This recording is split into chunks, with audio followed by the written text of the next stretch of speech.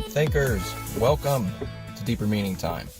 This is the fourth installment, the last episode here in the Alternate Mind States mini-series. And this episode is going to be a short, just sort of a conclusion to recap altered mind states and what they are and what it is that they can do for you and to benefit you as a person. For some people, they don't need to do any sort of drugs or any type of altered mind state. Many people are capable of all kinds of things, with or without it. They're capable of overcoming fears and all kinds of things, and they don't require the use of any of this stuff. So it doesn't benefit everybody. This isn't, and what I'm talking about is that this stuff isn't for everybody.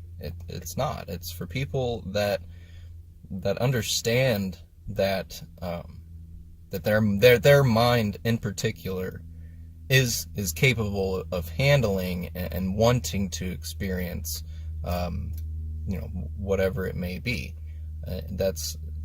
But that's not necessary for life. We don't need to do these types of things, but they are beneficial and they are real, and they do affect people in all kinds of ways. And so it's important to take each perspective of altered mind states and realize what it is that they are and what they are capable of doing. So the first set of altered mind states I was talking about were non-drug induced, things that you can do naturally that don't require the use of chemicals or the use of eating something that can trigger effects and stuff. It's all just natural things that we can do with the things around us. Things such as ASMR, for example, things such as breathing exercises and breathing techniques that help you to meditate. Meditation in itself. I even heard, and this was something I had talked about, but even yoga can do all kinds of things for people, and that is something fascinating all in itself. And if you're into yoga, that's awesome, and I encourage people to do things like yoga and like meditation, especially meditation. If there's anything that I push people to do, it's meditate. It's think, and you don't need the drugs or the hallucinogens or the hallucinations themselves to achieve this. You just need to think and meditate and begin with that. Start with that as a ground floor for obtaining more and realizing the deeper meanings and the deeper parts to your brain that are there that just don't come out without this type of stuff. So with meditation, that's really, really easy to do, and I suggest people you look into it, you read about it, read up on it, and just be sure that what you're reading is all good information. It's from good sources. That's pretty important here, and something that I hadn't realized. Something that I had realized that I wasn't really pushing yet on this show was the need for sourced information and good sources at that. And so that's important. Just make sure that the things that you're researching and looking up with these altered mind states, that they're legitimate. They have proofs and science that backs it. But again, you just don't want a biased opinion. That's all really I was trying to say there. But so you can do more than meditation. There's things like sensory deprivation, which to me it's an ultimate meditation. It's an ultimate form of meditation, and sensory deprivation in any realm of any kind of sensory deprivation is a type of altered mind state. And definitely just checking out your local massage places and spas to see if they cater to that type of thing. I definitely think it's worth a try. I think all people need to experience that for sure. It's something that is a great key and a great tool for people. And it can really absolutely change your whole outlook, your whole perspective on life. Just simple things like meditating and sensory deprivation. But so then these are all natural. There's light therapy. I that's something I haven't done and something I'm interested in doing. The lamps that you can get for light therapy, they're very expensive, so they come with everything, but I don't see why it wouldn't be as cheap as a cheap lamp. It really should be a cheap thing to do and to buy. The program should be easily connected through an app on your phone, but who knows, maybe that's something I need to look into doing myself. But there's light therapy, a crazy natural thing you can do. And but then there's also these drug-induced states that are also important in changing who you are and how you have a perspective on life, and how your outlook is on things such as death and religion and your spirituality. I mean, they have large impacts, and just doing meditations and natural things can have these same impacts. But for some people, I would probably assume that doing having a drug-induced hallucination and an experience in an altered mind state, the realizations and the overall change in your cognitive thinking, that all kind of happens, in my opinion, rather quick. It's a fast thing. It takes off, and people, and in the moment, you really don't realize. You definitely do not realize the change, and you don't experience the change. That's nothing, that shouldn't scare people off or frighten people. That the change is something that you yourself can only realize has happened when you still are, using that that deeper thinking, within your consciousness, and it allows you to realize and look back on yourself and be like, yes, I have changed because of that experience, that exact experience. And I'm going to assume for a lot of people that is how it is. For me, that is how it was, and that's how it is when I think about the experiences I've had.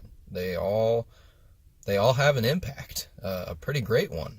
There's nothing wrong with that. There isn't at all. And I feel like that is part of the reason for me wanting to talk about this on here, because the government and different like the FDA, the DEA, I guess, and any other type of agency that sort of pushes back against drugs, and is always trying to round them up in the streets and end the drug trades and things of that nature. The work that they're doing to end heroin use and methamphetamine use. Opioids are a huge epidemic, and there will be definitely a video here in the future about drugs, and they're a widespread problem amongst all of us. And so the main drugs that I'm going to stand behind, for me, it's the psilocybin, the LSD, the DMT, the peyote, the ayahuasca, the types of drugs that are intricate to some people's way of life and lifestyle, and they're even intricate to lifestyles of native tribes and the people that originate in areas where this stuff is found. Like, it's obviously a real thing. So the government obviously knows that, and they know that it's a problem, but the education on how they affect you and what they can do for you is not there. You're not educated on the other effects. You're only educated on negative effects, and that is a huge problem to me. But yet, all kinds of all these agencies and stuff, they won't give it up. It's a problem to shut. They need to shut down. They want to shut down acid, and they want to shut down the any hallucinogen. It's a problem. They are definitely more relaxed in other states when it comes to psychedelic drugs, but they they're still, the national government agencies, they're not against it. They're still Schedule 1 drugs is basically what I'm saying. They haven't done anything to change the outlook and the opinions of the people. And this all did, in my opinion, it all started with Nixon. And so that it's a bunch of crap, in my opinion. They did a lot, and the government even used LSD to test on unwilling civilians. I mean, they did all kinds of things with LSD, but yet it's illegal for people to do it and to experience something. But that it doesn't make any sense. They are, in a sense, and they are limiting our freedoms because of the laws on psychedelic drugs. They are things that aren't educated. And if people understood that there was something to experience from it, to take away from it, whether bad or good, there would be a whole nother perspective on the situation. And that is something that I'm trying to sort of explain to people, slowly drip feed to people, using this platform, is the fact that, some psychedelics, and that's what this Altered Mind State miniseries is about, is the fact that psychedelics and altered mind states, non-drug induced and drug induced, they are beneficial. Bottom line, there is something you can take away from it. And it is, in my opinion, that more people need to focus some of their efforts, not so much on, just silly, worrisome things in life, or just focus on your mind and what it is capable of. And, doing these altered mind states, you can come to realize that you yourself, you are here for more. You have a purpose, and it helps you realize your purpose and your true meaning and worth. And that's important. It is. It is, in my opinion, all people should feel more and know there's more out there to feel. That we are capable of experiencing more than what we are, what we see on the surface of life. There's definitely more to it. It's strange to say, and I definitely know that I could have a lot of people coming back at me with very negative opinions about this. Such as in the fact that drugs are drugs and changing your mind state is not natural, but as our ancestors have sort of shown us through hieroglyphs and all kinds of different things that archaeologists and historians have come to realize, is that our ancestors partook in all kinds of religious sort of ceremonies where they did drugs, and they did focus on breathing techniques, and they did things to alter their mind, because that was to them natural. So it must be natural. And if it's something that is coming out of nature, it is natural. You can't there's no organization that's going to sit around and tell me that it's not natural when it grows out of the ground, whether it be marijuana or mushrooms or ayahuasca or peyote. Those things are all natural. They are. DMT especially is a very natural thing, naturally occurring. And that's come on, I shouldn't have to say any more. That's pretty obvious to me that these things they're okay. Just because some researchers and some medical professionals believe that that they have negative psychological effects that had only been studied a few times. Research nowadays wants to prove that these things are beneficial, where research in the past was trying to prove that these things were terrible. And that's a problem. We are in a new century, a new day and age, where we need more research, more knowledge, more evidence to prove things. And there needs to be more people speaking out and knowing that there's a community of people that have benefited from doing all kinds of altered mind states, that it is a thing, a very real thing. And that's important. And that is basically the deeper meaning of this whole mini series, is that these things are important. They are capable of doing things to not only us, but our society, our global civilization. We could all benefit from these things being sort of an everyday normal thing, not something that is pushed as being illegal and wrong and unnatural. That's not the case.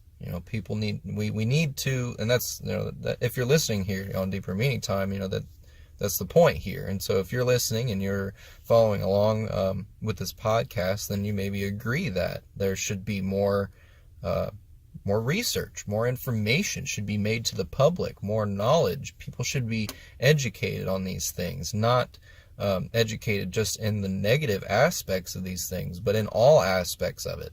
That is important. And, just saying the word important, it should be all that is needed for you to understand that is the deeper meaning for this mini-series. Everything is important. I mean, it's not even just this altered mind states that's important. All kinds of things are important. And that is what Deeper Meaning Time is all about, is we're going to get into those things and really dive deep into all kinds of aspects of life that are important, and that they are, and these aspects are either sort of stepped on or hidden away behind a curtain. They're not in the forefront of human knowledge, and they're not in the forefront of importance. And so the goal here, and if you're a listener and you're sort of subscribing and you're listening along with this podcast, then feel free to shoot me any types of communication, whether it be through email or comments.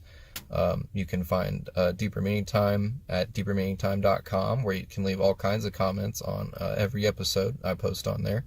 And it's a great way to reach this community to new heights. It's clear that people are interested. I do have some listeners, and so I'd like to see where we can take this as a community. We are all capable of sharing our knowledge and getting more people to understand that the shared knowledge is important, but it has to be sourced, and it has to be correct, and it has to be grounded in fact and reason and logic. That is something that is very important, and we'll definitely be getting into probably a thinker episode all about reasoning and logic, and why they are some of the more important ways of thinking. And so I hope you guys really enjoyed this mini-series. I enjoyed doing it, and enjoyed sharing some of my thoughts and feelings in regards to altered mind states. And I just hope that, of course, it brings out a discussion in all of us. And it brings out a discussion in you, the listener, that you can take to other people and to your own mind, that where you will sort of dive into all sorts of altered states, whether you're interested or not. Maybe it's just something worth briefly checking out. I think that right there says enough. Just having the willingness to just dive into the research yourself, to find out more and to learn more and experience more. There is more out there, and that's the point here of Deeper Meaning Time. And so, guys, with every revolution of the earth, let's keep the discussion going, because that is what Deeper Meaning Time is all about: exploring the endless thoughts and curiosities we have every day, and discovering all the deeper meaning time has to offer. And my name's Evan. Thanks for listening.